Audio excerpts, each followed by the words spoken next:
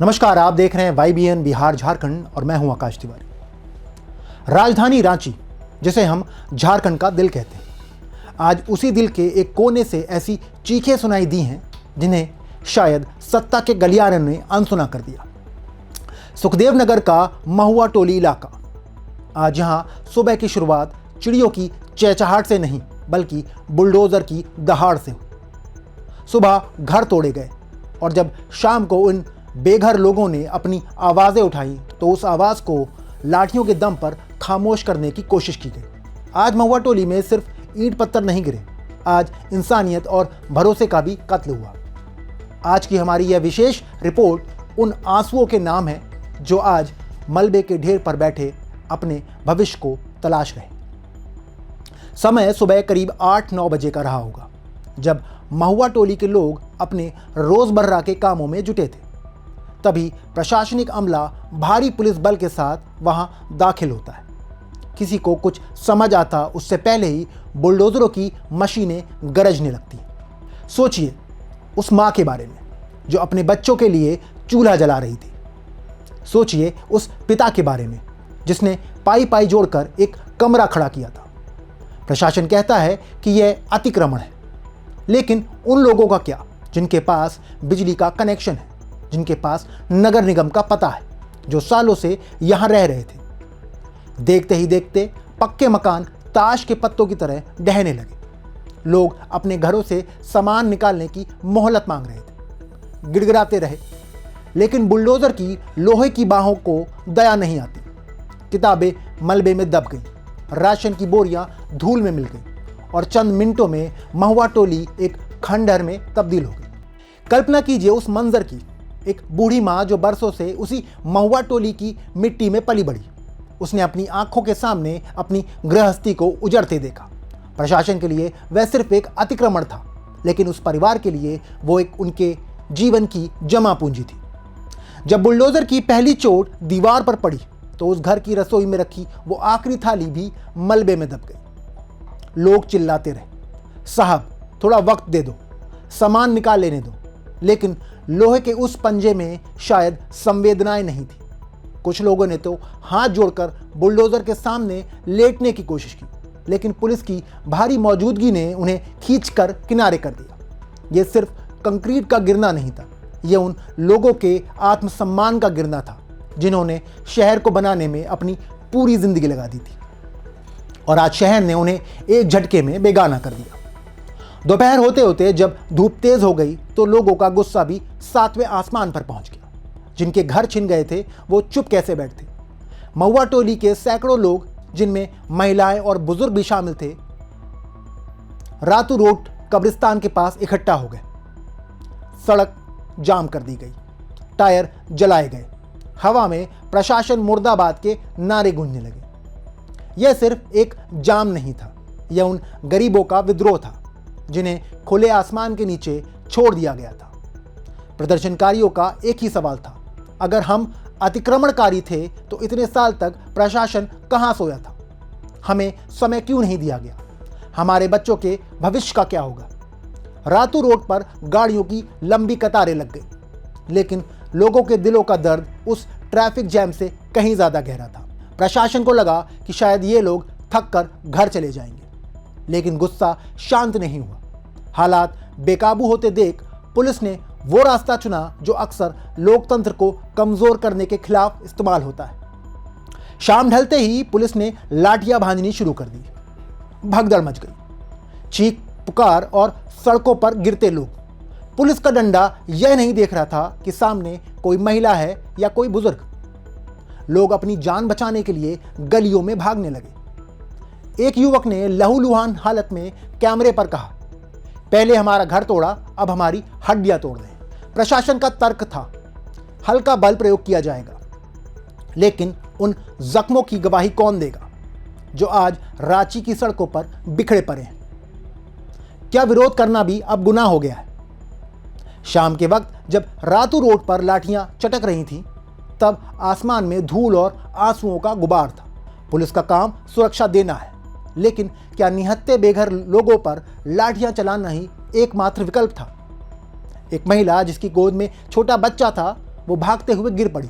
Police के जूते और डंडे ने यह नहीं देखा कि कौन गुनहगार है और कौन लाचार।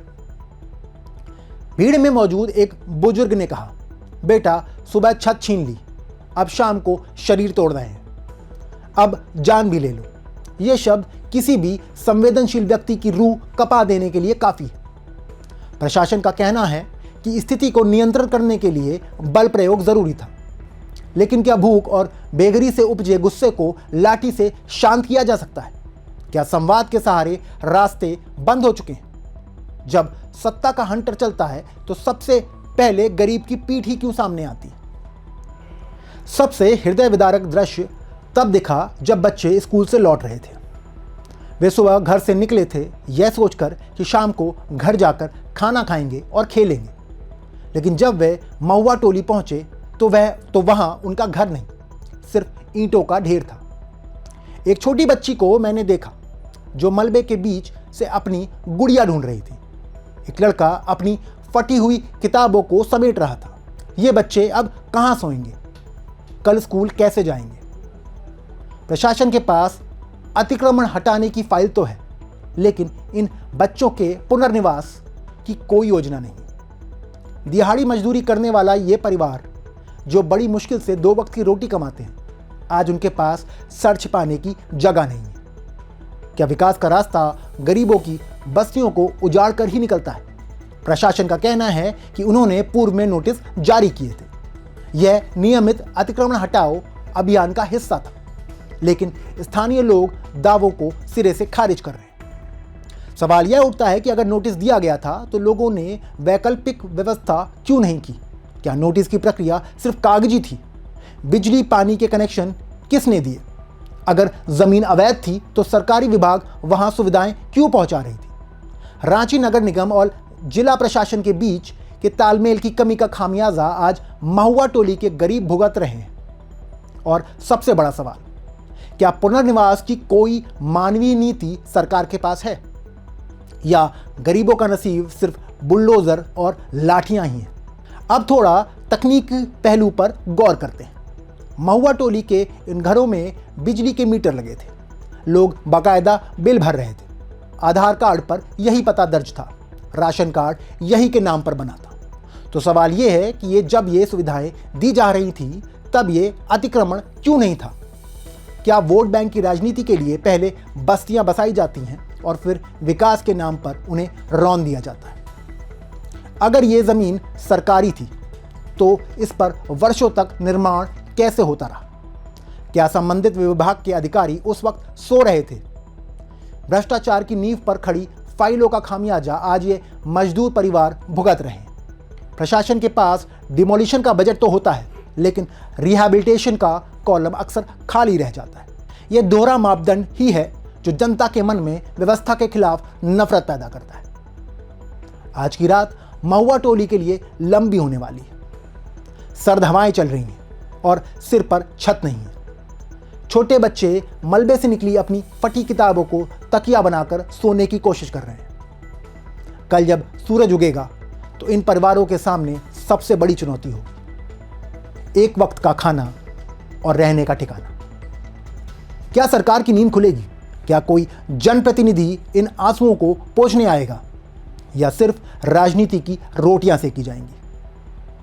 रांची के इस मलबे से एक ही सवाल गूंज रहा है, विकास आखिर किसके लिए है? अगर विकास का रास्ता गरीब की झोपड़ी से होकर गुजरता है तो ऐसे विकास की कीमत बहुत बड़ी है। महुआ टोली की ये सिसकियां कल की तारीख में एक बड़ा आंदोलन भी बन सकती हैं।